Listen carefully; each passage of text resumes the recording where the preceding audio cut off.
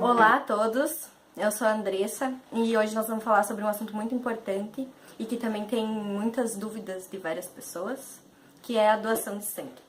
Essa é a Andrea e ela trabalha no banco de sangue e vai tirar algumas dúvidas. Primeiro, quem pode doar? O que é necessário para ser um doador? Para ser um doador de sangue, é necessário que você seja de maior de idade, né? Que você tenha no mínimo 18 anos. Se você for acompanhado dos pais, hoje já é liberado para o doador com 16 anos. Pode também ele vir com uma procuração, né? Registrada em cartório, assinado pelos pais, autorizando a sua doação de sangue. A pessoa também tem que possuir mais de 50 quilos, né? Pela quantidade de sangue que é tirado e para o bem-estar da pessoa, né? E também tem que trazer documentos oficiais, que são carteira de identidade, carteira de motorista, carteira de trabalho, esses documentos que possuem fotografia, né? Atualizada. Tá bem, então eu preciso comparecer no banco de sangue, munido de documentação. E quais são as etapas para doar o sangue? Ao você chegar no banco de sangue, você vai passar primeiro por o setor de cadastro, aí vai ser cadastrado, né? Você vai ser registrado ali o teu nome, teu endereço, teus documentos e tal. E é feita uma ficha de atendimento, né?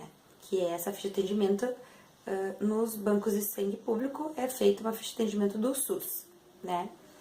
Aí você vai passar por um setor que a gente chama de pré-triagem, né? Ali onde você vai fazer verificação de pressão arterial, pulso, respiração, temperatura, e também é feito o microhematócrito, que a gente chama, que a gente esclarece mais ou menos para o doador, que é uma avaliação como se fosse para ver se você tem anemia, porque as pessoas entendem mais fácil, né? É a quantidade de ferro que você tem, mas a pessoa mais simples, ela vai entender quando você diz se ela tem anemia ou não. Então, para a mulher, o nível máximo para anemia, para poder doar o sangue, no caso, o hematócrito, seria 38. E para o homem, é 39. Sempre acima. Abaixo, não é permitida a doação. Por quê? Não quer dizer que essa pessoa esteja com anemia, mas quando ela vai fazer a doação de sangue, é natural que baixe esse hematócrito.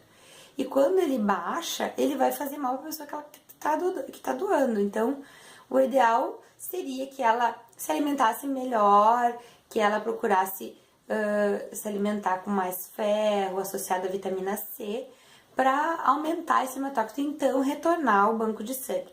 A mesma coisa acontece se der uma pressão elevada ou uma pressão muito baixa, o pulso, a temperatura, né? Se tiver com uma temperatura muito alta, a pessoa pode estar com algum processo inflamatório, também não pode doar o sangue, né?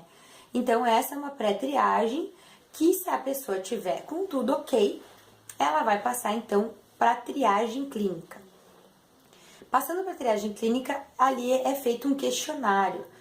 Então, geralmente é enfermeira ou médico que faz esse papel, né? Sempre pessoas com nível superior que são credenciadas, feito um curso, elas se especializam para fazer esse trabalho de triagem clínica. Elas vão perguntar para o doador se eles têm algum tipo de doença, se fizeram cirurgia, quais fizeram, se tomam medicação, se tomaram medicação, se estão se sentindo bem, se dormiram bem à noite. Então, várias perguntas são feitas. Aí, se a pessoa não tem nenhum impedimento, ela é passada para a sala de coleta, né? A pessoa também não pode estar em jejum para doação de sangue. Se estiver em jejum, antes de passar para a sala de coleta, ela vai passar na lancheria para fazer um lanche. Aí, quando a pessoa chega na sala de coleta, a gente faz uma identificação através do sistema, é impresso um código de barra e feito um relacionamento com o nome do doador. porque na bolsa não vai o nome do doador, vai só iniciais e o código de barra. Então, é identificado esse doador, e aí, antes disso, já é visto, a gente tem 3 tipos de bolsas para coleta. É a bolsa quádrupla, que a gente chama. Ela é fracionada em 4 componentes. Ela é fracionada em concentrado de hemácias, plasma e plaquetas. Quando a gente coleta, ela é coletada o sangue total. Ela vem com a agulha acoplada na bolsa.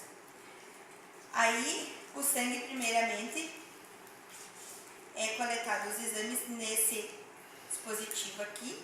A gente introduz cada tubinho e coleta os exames que vão para o laboratório. Então, feito um exames da tipagem, exames sorológicos, e esse é enviado para Florianópolis, onde é repetido lá exames sorológicos para confirmação de exames. E visto qual tipo que ela vai coletar, após o preparo, a gente chama o doador sempre pelo nome completo, para que não haja trocas, né, de nomes, para que não haja nenhum equívoco. É colocado confortavelmente na cadeira, é conversado com ele, perguntado se já é doador, verificado qual braço ele tem o melhor acesso venoso, porque quando se coleta o sangue, e onde eu trabalho, a gente não faz mais que uma punção.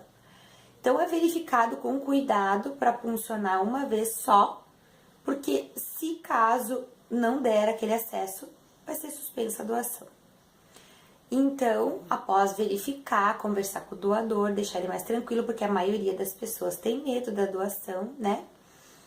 Então, a gente conversa, na sala de coleta tem a televisão para distrair o doador. Geralmente a gente permite que se use o celular, porque durante a doação a pessoa se distrai olhando o celular, porque muitas pessoas não podem ver o sangue, elas têm medo de olhar para o sangue, né? Então, após a coleta, é coletado 450 ml de todos, né?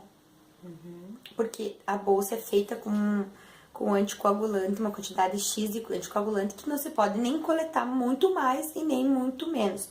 Porque a bolsa vai ficar ou com muito anticoagulante dentro ou com pouco. Então, a gente tem que coletar essa quantidade, 450 ml. Após a coleta, é feito um curativo, compressivo, orientado o doador, daí quanto aos cuidados. De quanto em quanto tempo uma pessoa pode doar? O homem, ele pode doar de 2 em 2 meses e a mulher de 3 em 3 meses. Porém, o Ministério da Saúde lá e os órgãos que eles fazem, digamos assim, as leis, né, para a doação de sangue, eles dizem que o homem pode doar 4 vezes no ano e a mulher 3 vezes no ano. Então, se você for fazer a conta de 3 em 3 meses, vai passar esse tempo, né? E se passar, eles geralmente bloqueiam o doador, não deixam o doador retornar para fazer doação de novo. Então, a gente geralmente orienta que o homem venha de 3 em 3 meses e a mulher de 4 em 4, porque vai fechar 3 doações no ano para a mulher e 4 para o homem, para que não tenha problemas futuros. Quais os cuidados que a pessoa deve ter após a doação de sangue? Então, após a doação de sangue, o doador é orientado a não fazer exercício físico naquele dia. O dia seguinte é vida normal. Não ingerir bebida alcoólica, não fumar por 2 horas após a doação, manter o curativo compressivo por 2 horas, não se expor ao sol e tomar muito líquido, porque a doação de sangue você perde líquido e a tua pressão normalmente ela vai baixar por causa desse líquido que você perdeu. Então, quanto mais líquido você ingerir, mais a tua pressão ficará estável e melhor você vai se sentir. Como foi falado antes, é feito exames de sangue, né? Pra saber como é que tá a tipagem e tal.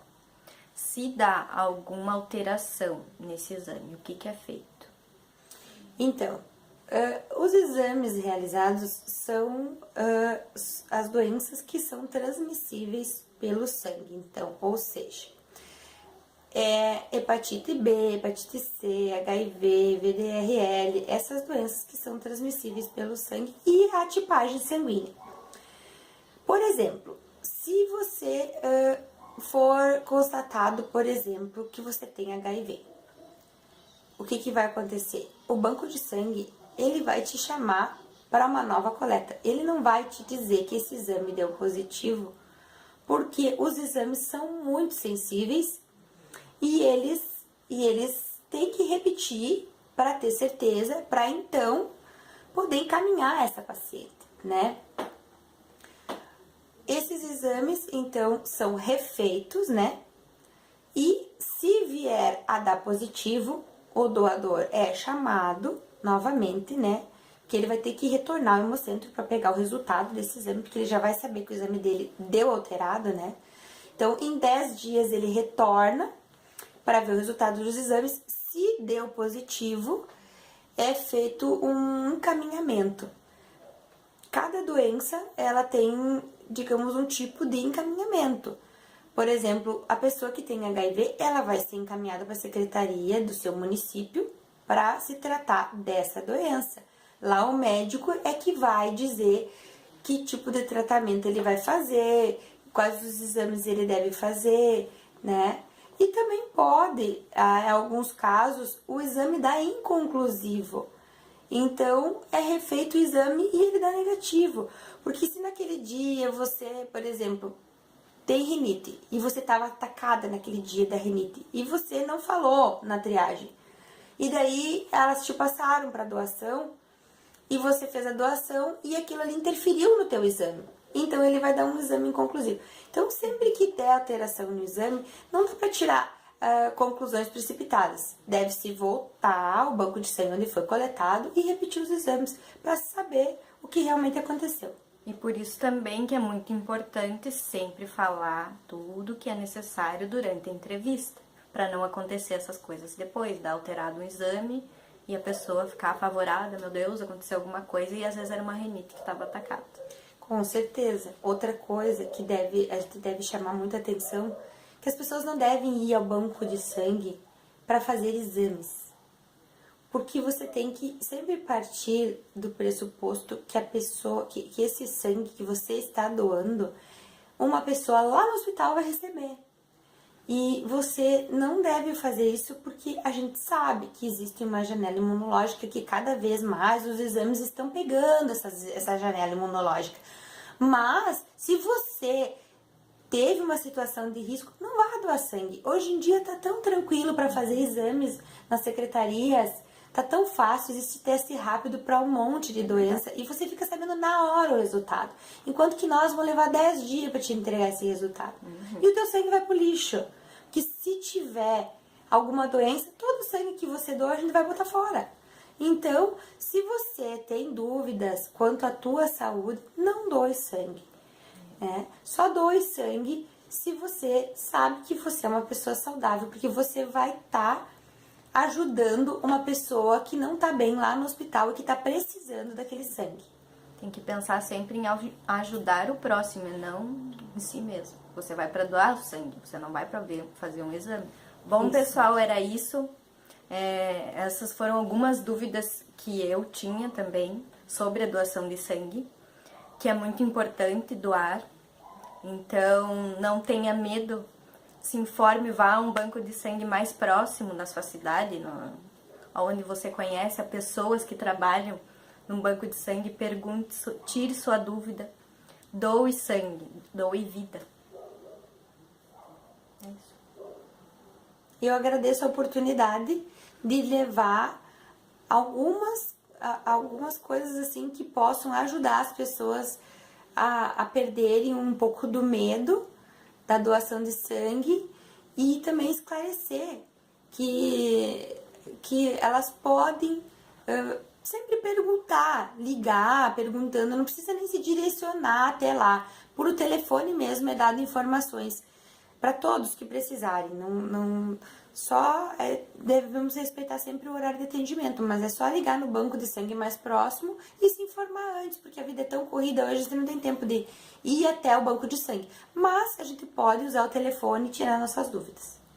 É isso aí, se informe e doe sangue. Muito obrigada.